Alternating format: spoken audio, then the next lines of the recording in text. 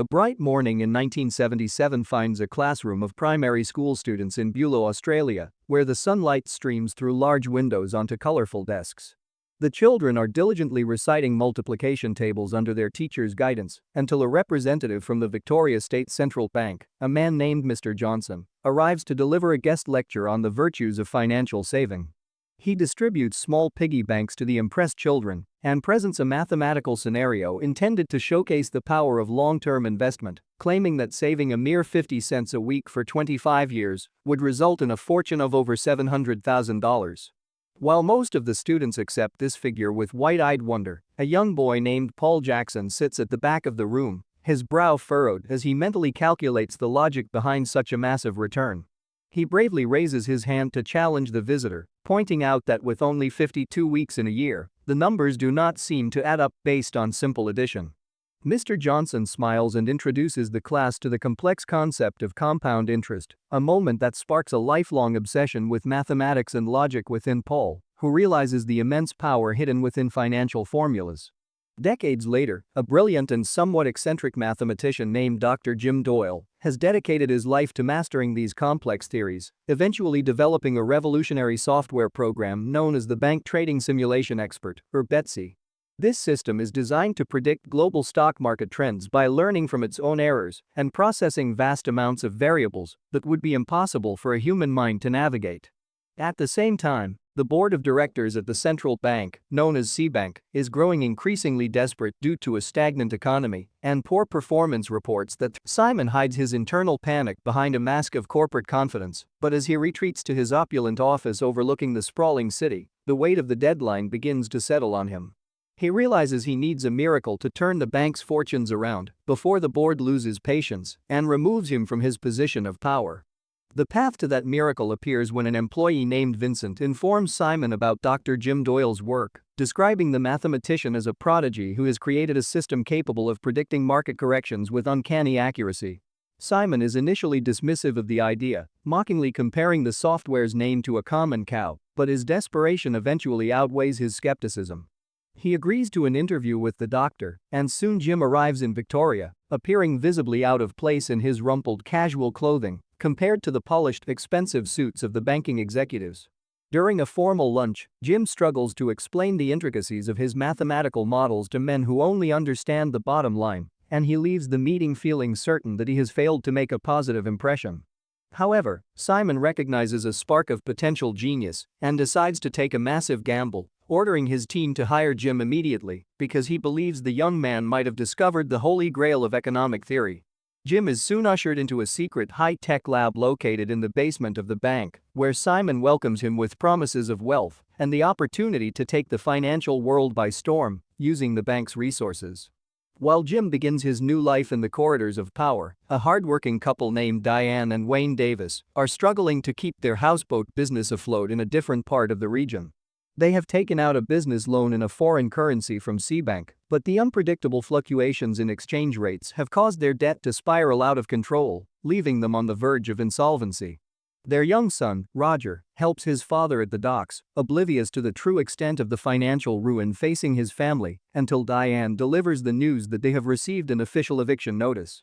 Wayne tries to maintain a brave face for his son, playfully suggesting they should hide from the process servers to keep the mood light, but the underlying tension is palpable as they face the loss of everything they have built. Wayne comforts his son with promises that he will handle the situation, though the reality of their predicament is far bleaker than he lets on. Meanwhile, Jim is being fast-tracked into a world of luxury, moving into a lavish apartment and being provided with a private driver, representing a stark contrast to the quiet academic life he led before joining the bank. The pressure inside the bank intensifies as Simon decides to put Jim's software to a real-world test, bypassing further simulations and insisting on risking $10 million of the bank's actual capital on the program's predictions. Vincent and Jim are horrified by the recklessness of the move, but Simon's authority is absolute, and they are forced to watch the screens with bated breath as the software begins to execute trades. To their collective relief and astonishment, the system performs flawlessly, generating a profit of $1 million in just 2 days, prompting Simon to celebrate their success and treat Jim like a rising star. Despite the sudden wealth and professional validation, Jim remains a somber figure, his eyes often reflecting a deep-seated pain that suggests his motivations for being at the bank are not entirely centered on financial gain. As Jim navigates his new environment, he meets a beautiful bank teller named Michelle Roberts, and after a brief and somewhat awkward introduction, the two begin a romantic relationship. The tragedy of the Davis family reaches a breaking point when a civil officer arrives at their business to serve the final eviction papers, only to find the premises locked and the couple absent. The officer spots young Roger playing alone on the docks and, after a brief and unnecessary chase, corners the boy and cruelly stuffs the legal documents into his pocket, ordering him to ensure his parents receive them. Burdened by the weight of the papers and the knowledge of his parents' suffering, Roger is overcome by guilt and stress, leading to a devastating accident where he falls into the water and drowns. Wayne and Diane are plunged into a nightmare when their son's body is discovered the following morning, with the very documents that caused their ruin still tucked in his clothing. The community views the event as a tragic accident, but the grieving parents are consumed by a sense of injustice, believing the bank's aggressive tactics directly contributed to the loss of their child. They decide to stay near the water where Roger died, mourning their son, while the rest of the world continues to move on, unaware of the human cost associated with the bank's pursuit of profit and growth. In the wake of the tragedy, Michelle begins to explore Jim's apartment while he is away, her curiosity piqued by his lack of personal history and a collection of books that seem out of place for a modern banker. She discovers a mention of a man named Paul Jackson and questions Jim about it, but he dismisses her inquiries by claiming the name belongs to an old friend from his primary school days. Meanwhile, Simon takes Jim onto the chaotic floor of the stock trading room, explaining the cutthroat nature of the business and how he allows his top traders to operate outside the standard rules as long as they remain profitable. He issues a stern warning to Jim to stop hesitating and to deliver the final breakthrough that will allow the bank to dominate the market completely. Jim returns to the lab and works through the night, ignoring the torrential rain outside as he mentally dissects every formula, eventually experiencing a moment of clarity that points him toward the final piece of the mathematical puzzle. At the same time, the Davis family, now living in a cramped motel, struggles to find a lawyer willing to take on a giant like Seabank until they encounter Stephen O'Connor, a small-time attorney who is moved by their story and agrees to represent them in a wrongful death suit. As the court date for the Davis case approaches, the atmosphere at the bank becomes increasingly tense, with Jim and Michelle's relationship strained by the secrets he is forced to keep regarding his work and his past. Jim is caught in an impossible position when Simon demands that he testify as an expert witness for the defense, using his mathematical expertise to discredit the Davis family's claims about the complexity of the foreign currency loans. Jim realizes that to protect his ultimate plan, he must follow Simon's orders, leading to a heartbreaking breakup with Michelle as he tries to distance her from the fallout of his actions. On the day of the trial, Wayne Davis takes the stand and delivers a moving account of his trust in the banking system and the devastating impact of its failure, but his testimony is overshadowed when Jim is called to testify.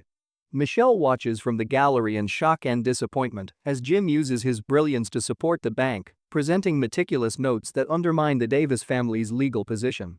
Despite the moral weight of his testimony, Jim remains stoic, focused on a larger goal that only he truly understands, while Stephen O'Connor realizes the defense has built an almost insurmountable wall against his clients.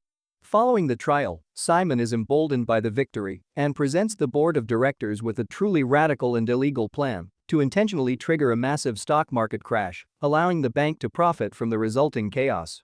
The board is initially terrified of the legal ramifications, but Simon uses his charisma and a display of personal financial risk to convince them that they are above the law and that the potential rewards far outweigh the dangers.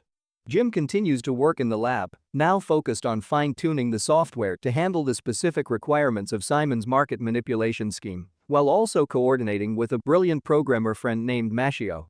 They develop a speed doubler that allows the software to process trades faster than any other system in the southern hemisphere, ensuring their dominance when the crash begins. However, Michelle has not given up on uncovering the truth about Jim and travels to his hometown of Beulah to conduct her own investigation at the local library. She discovers old newspaper archives that reveal the truth about Jim's identity.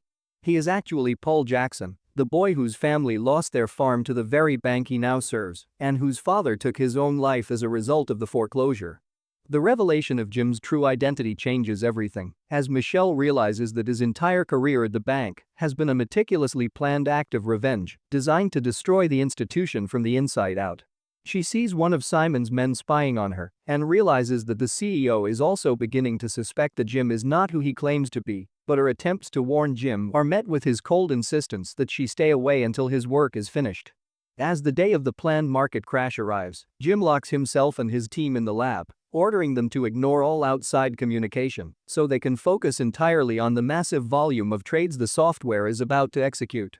While the team anticipates a windfall for the bank, Jim is haunted by memories of his childhood and the sight of his father's body, fueling his determination to see his plan through to the end.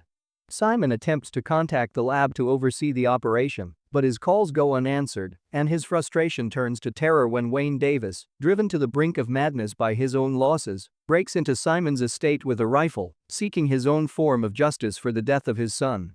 The confrontation at the mansion is brief but intense, as Wayne holds Simon at gunpoint and demands an explanation for the cruelty that has defined the bank's actions. Simon tries to manipulate Wayne by claiming that violence will not honor Roger's memory, but Wayne is beyond the reach of Simon's words and chooses to sabotage the mansion's power supply before fleeing, leaving the CEO in the dark and unable to monitor the unfolding financial catastrophe. Back at the lab, the software begins the trading sequence, and for a few minutes, everything seems to be going according to Simon's plan as the stocks fluctuate as predicted. However, the market suddenly defies the software's expectations and begins to rise sharply instead of crashing, a development that causes the bank's positions to collapse almost instantly. Vincent and the other traders watch in horror as the bank's entire capital is wiped out in a matter of seconds, realizing too late that the system was never designed to save the bank, but to ensure its total and irreversible destruction. Jim sits calmly amidst the chaos, watching the numbers reflect the finality of his revenge against the institution that destroyed his family decades earlier. In the aftermath of the bank's collapse, the once powerful institution is left in ruins, and its leaders are forced to face the legal and financial consequences of their greed and hubris. Jim, now operating under his true name of Paul Jackson, meets with Michelle one last time near the airport, offering her a chance to join him as he flees the country to start a new life. He explains that his journey began in that small classroom in Beulah, where he first learned that mathematics could be used as a weapon, and he has spent his entire adult life sharpening that weapon for this specific moment. He leaves behind the wreckage of his former life, finally at peace with the memory of his father and the justice he has served to those who profited from his family's misery. A few days later, Wayne and Diane Davis go to a local ATM to withdraw what little money they have left, only to be stunned by a balance of over $700,000 that has mysteriously appeared in their account.